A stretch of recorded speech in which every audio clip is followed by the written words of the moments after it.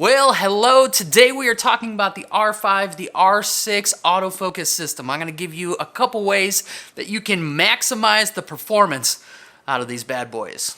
Let's get into it.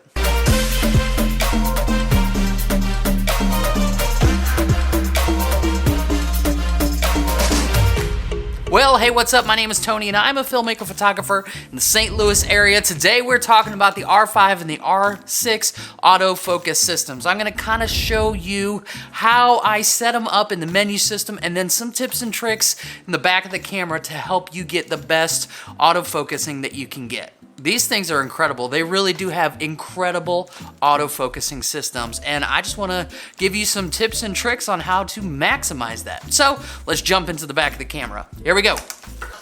Okay, so we're in the back of the menu of the camera. I've already put it on the autofocus menu, which is the purple, the second one, and let's just go through them. Autofocus method, we're gonna talk about this a little bit more, but let's just keep it on face tracking for right now. The other thing to do is make sure that people is selected if you're doing people or animals. I either do people or animals. I never do no priority. Next thing is eye detection. I always use eye detection. It works really well. And then you want to make sure that movie servo AF is enabled. Okay, so let's talk about touch and drag AF settings. What this is when you put your eye up to the viewfinder, this becomes your place to move your point around. You don't have to mess with the joystick or anything like that. You just take your thumb and you just move it around to be able to get the appropriate focus point. It's a really, really helpful feature if you can master it. So let's go through these settings real quick. AF, touch and drag, you want it to enable it. You want it on relative, because that means, absolute means it's always gonna come back to the same place. You wanna be able to move it from wherever that point is. You want relative. And then I just use it on the right side of the screen. So basically just the right half of the screen is gonna be your point, your pad that you can move it around.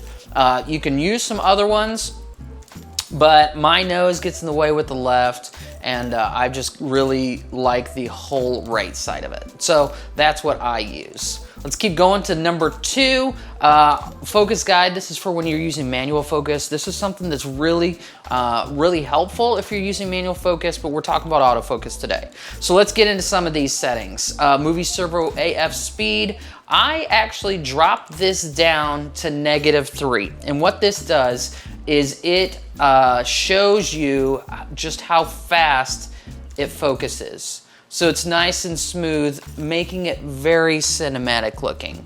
That's the way that I do it. That's what will get it nice and smooth, as if you were actually pulling the focus. So we want to make sure that that AF speed is a little bit slower. All right, then movie servo AF track sensitivity. I went ahead and locked it on my subject. So what this means is if you are tracking, say, Mr. Potato, or Paisley, my daughter in the background, got this little just canvas helping me out here. If Mr. Potato Head walks in front of her, it's gonna stay locked on to my daughter and not switch to Mr. Potato Head. So I like having that pretty locked on. That's why I put it down to -2. All right, next one. We'll leave that one alone. That's probably the way that it came. Switching track subjects, I leave that right in the middle. And then we've got lens drive when AF possible. I leave that on. Stop focus search is off.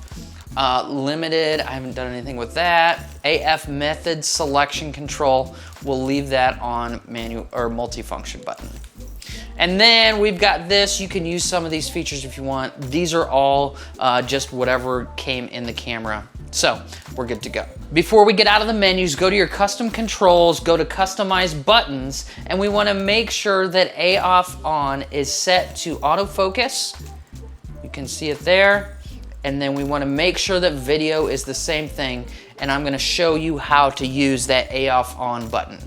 All right, so let's start getting into the focusing.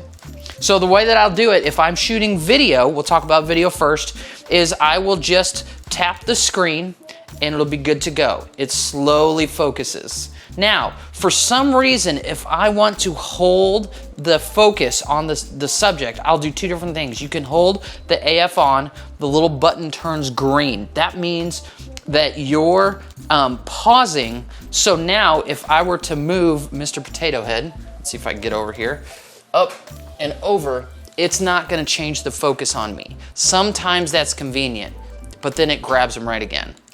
Now, if you're looking through the viewfinder, what you can do is you can actually, with your thumb right here, you can just take the pivot, and as soon as you let go of that viewfinder, it will then pull focus. So it's really, really beneficial to use this touch and drag, because you just drag the point where you want it, you let it go, and it pulls focus for you. It looks really cinematic and very controllable, very accurate.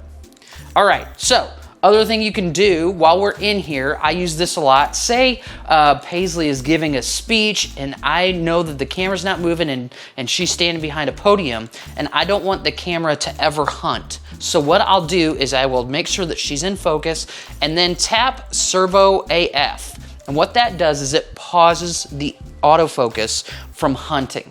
And so now I know she's in focus. It's still tracking her eye, but the little box around it is green. So that means that it's not pulling focus.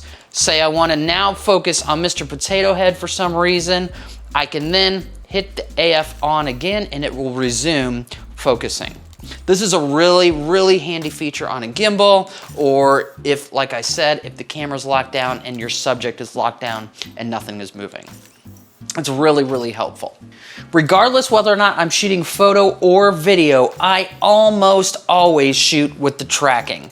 You can use these 1 points and sometimes it's helpful, but for the most part, the tracking is just so good on the face tracking that I almost always use face tracking. The only reason that I would use a single point is if for some reason I wanted the subject to stay in the same exact framing on the camera and I would move the camera, I would leave that 1 point on. I'm telling you, 99% of the time though, I'm just using face tracking.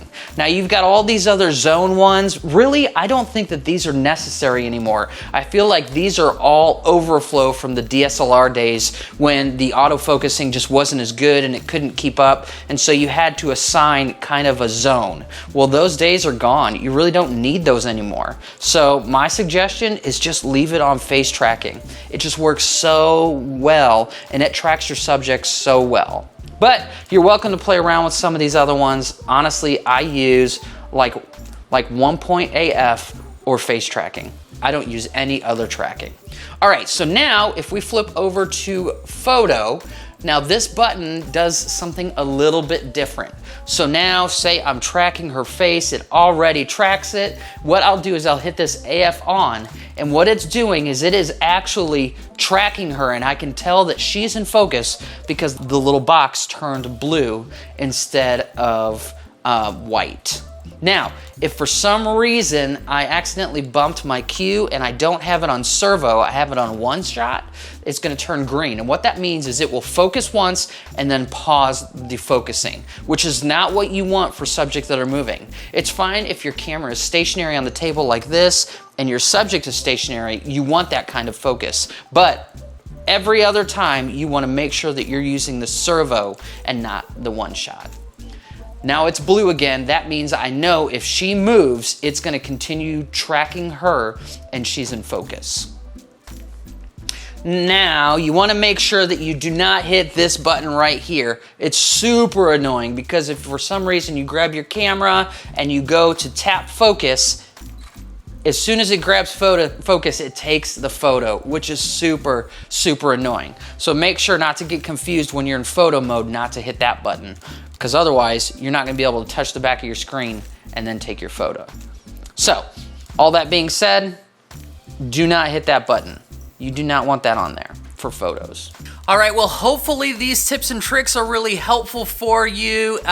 Make sure to subscribe if you haven't already. We talk a lot about Canon cameras. We talk a lot about tips and tricks, reviews, camera gear, all sorts of different things. So make sure to join the community. Leave some comments with what questions you have, or maybe there's something that you do that's different than what I do. I'd love to hear that. Make sure to leave a comment below. All right, see you in the next one.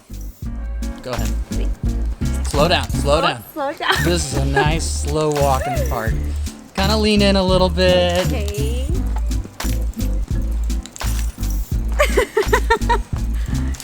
at each other. Slow down, slow down. Slow down.